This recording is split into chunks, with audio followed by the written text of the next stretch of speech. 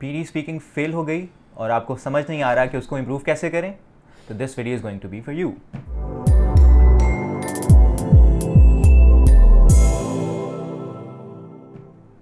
Assalamu alaikum, welcome to another video. My name is Ahmed, working as an IELTS and PTE instructor at Edify Group of Companies. Today's videos is going to be about PT speaking section, और specially उन लोगों के लिए जो कि एक दफ़ा पहले ट्राई दे चुके हैं या एक से ज़्यादा दफ़ा ट्राई दे चुके हैं लेकिन स्पीकिंग में उनके डिज़ायर्ड स्कोर नहीं आ रहा। ये वीडियो स्पेसिफिकली उन लोगों के लिए डेडिकेटेड है, क्योंकि इसमें मैं आपको बताऊंगा कि what are some things that you can utilise if you are not very good in picking up the cues in that. और अगर आपको specially question likes read aloud में आपको समझ नहीं आता कि उसमें क्या एरर आ रहा है और बावजूद बार बार ट्राई करने के आप अपना डिज़ायर्ड स्कोर नहीं कर पा रहे हैं, तो उसका क्या तरीक़ेकार हो सकता है और किस तरह से आप अपने स्पीकिंग के जो स्कोर है उसको ड्रास्टिकली इम्प्रूव कर सकते हैं। तो चलिए शुरू करते हैं।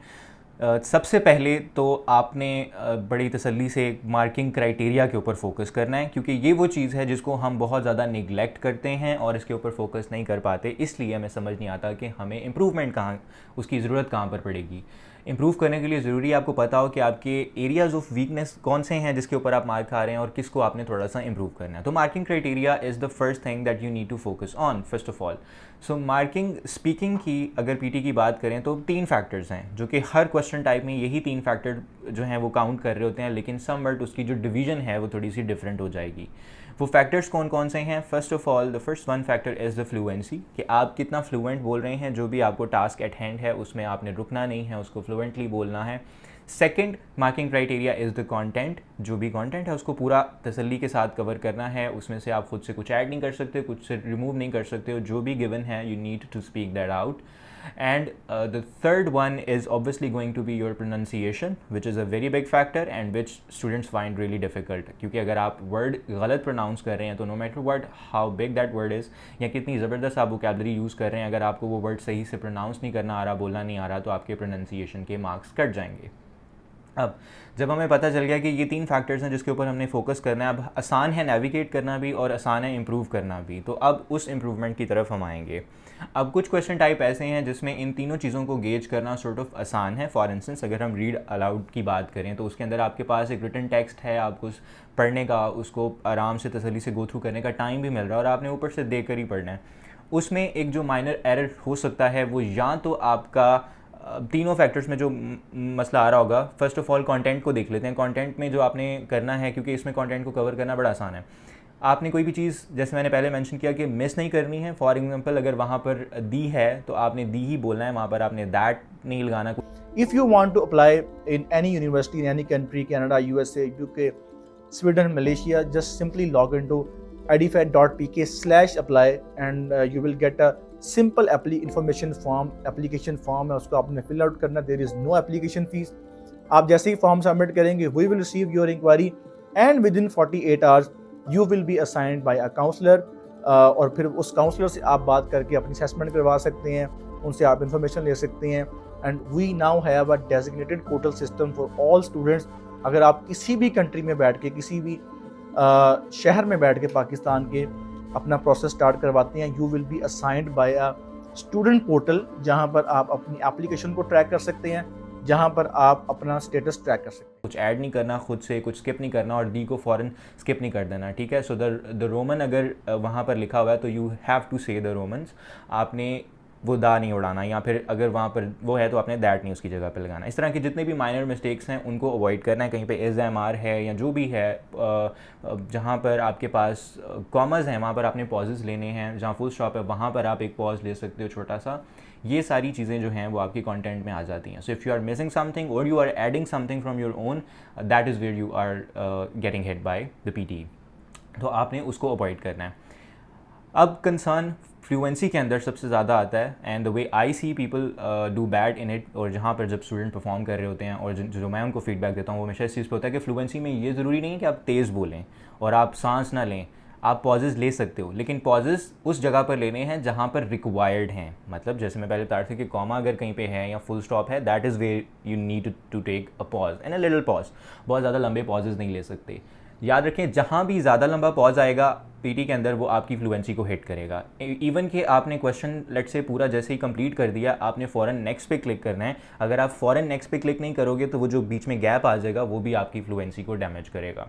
सो फ्लुएंसी का बेसिक मतलब ये है कि आप रिपीट ना करो ख़ुद को, आप दोबारा से डिक्टेट ना करो उसको और उसमें रुक कर और उसको दोबारा से पढ़ना और फिर पीछे जाके लाइन को दोबारा से सही से करके पढ़ना, ये सारा नेगेटिव फ्लुएंसी में चला जाएगा। अगर आपको लगता है कि आपने कोई लाइन गलत बोल दी और आप दोबारा से जाकर उसको सही बोलोगे आपके मार्क्स आ जाएंगे, तो that is not the correct one. I mean you need to stay fluent throughout from the very beginning to the very and.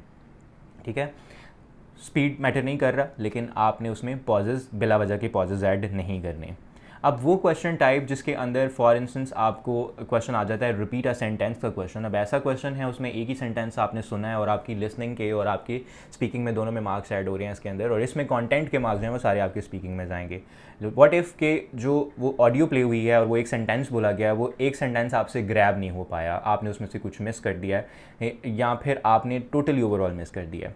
So in that case ये सिर्फ वर्स्ट केस सिनेरियो के अंदर है, और ज़रूरी नहीं है कि अगर आपके पास 5 उस तरह के क्वेश्चन आए और पाँचों के पाँचों में आप ये स्ट्रेटजी यूज़ करो।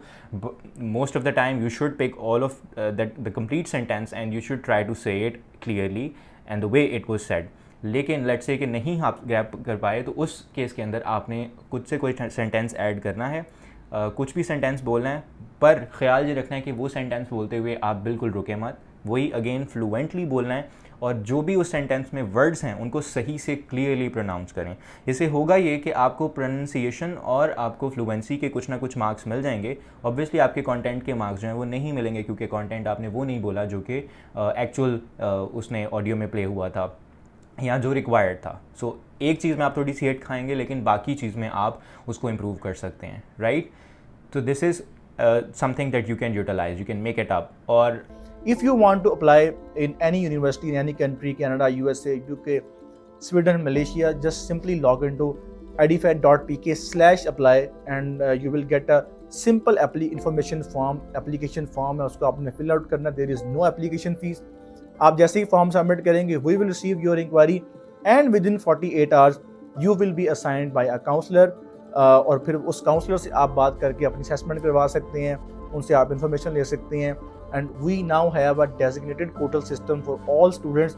अगर आप किसी भी कंट्री में बैठ के, किसी भी शहर में बैठ के पाकिस्तान के अपना प्रोसेस स्टार्ट करवाते हैं, you will be assigned by a student portal, जहां पर आप अपनी एप्लीकेशन को ट्रैक कर सकते हैं, जहां पर आप अपना status for the other question type like the retell lecture which is rather long, जिसके अंदर ऑडियो थोड़ी लंबी होती हैं और आपने सुनना होता है, उसके अंदर you need to find the keywords।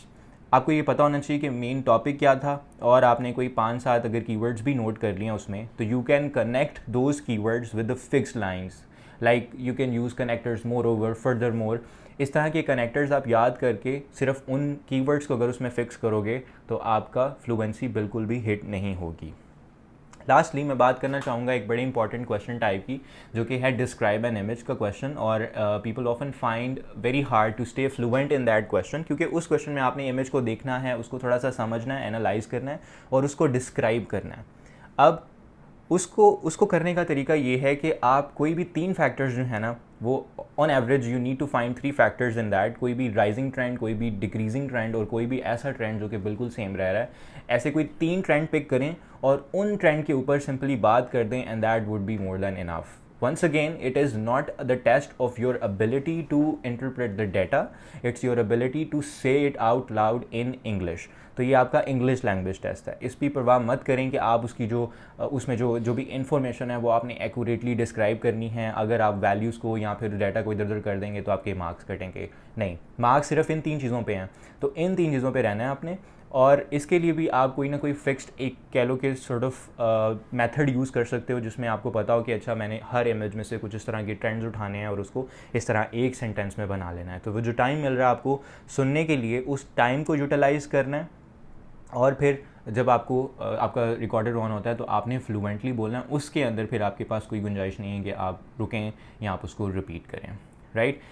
इसके बावजूद भी अगर आपको अभी भी कन्फ्यूजन है कि स्पीकिंग को किस तरह से इम्प्रूव किया जाए, या फिर आप तो सही बोल रहे हैं लेकिन आपके मार्क्स उस तरह से ठीक नहीं आ रहे, तो obviously you need a guidance from a teacher and you need the feedback, and feedback can really help you improve. In that case, you can just feel free to reach out to us. We have very trained PT and IELTS instructor here, and we will be more than happy to help you in that. Thank you so much for watching this video. I hope this was helpful.